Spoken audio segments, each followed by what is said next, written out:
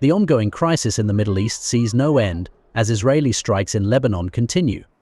On Saturday, the Israeli military said that its forces targeted Hezbollah fighters within a mosque in southern Lebanon during an overnight operation. Meanwhile, an Israeli strike took place on the Beddaoui refugee camp in northern Lebanon. This killed Hamas commander Saeed Attallah Ali and his family. Furthermore, on Friday, at least 4 hospitals in Lebanon announced they were suspending operations due to ongoing bombardments.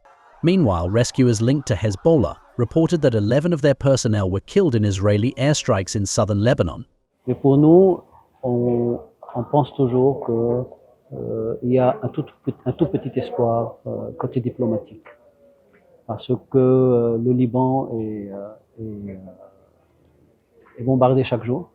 Beyrouth est bombardé chaque jour, chaque nuit, pendant 24 heures. La Bekaa, le mont Liban, le sud. Et donc, on a peur qu'on ait un nouveau Gaza au Liban. Israel's allies, the US and the UK, have also involved themselves in the conflict. This is what the American President Joe Biden had to say. There's a lot we are doing.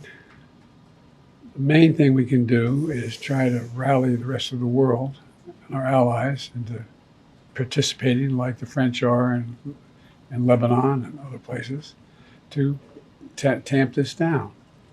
But when you have proxies as irrational as Hezbollah and the Houthis, and it's a hard thing to determine.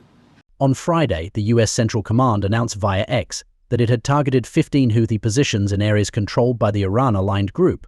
Residents reported hearing explosions at various military outposts. An airport was also hit during the strikes. The British military participated in the operations, which involved air and naval bombardments on Houthi strongholds. Approximately 5 locations were targeted. CENTCOM indicated that the strikes were aimed at Houthi military capabilities, though they did not specify whether these targets included missile, drone, or radar systems. Republican candidate Donald Trump also weighed in on the ongoing crisis. Going a step further, he urged Israel to strike Iran's nuclear sites in response to recent missile attacks. He referenced a question posed to President Joe Biden on the issue. Absolutely prepared, but when they asked him that question, the answer should have been, hit the nuclear first and worry about the rest later.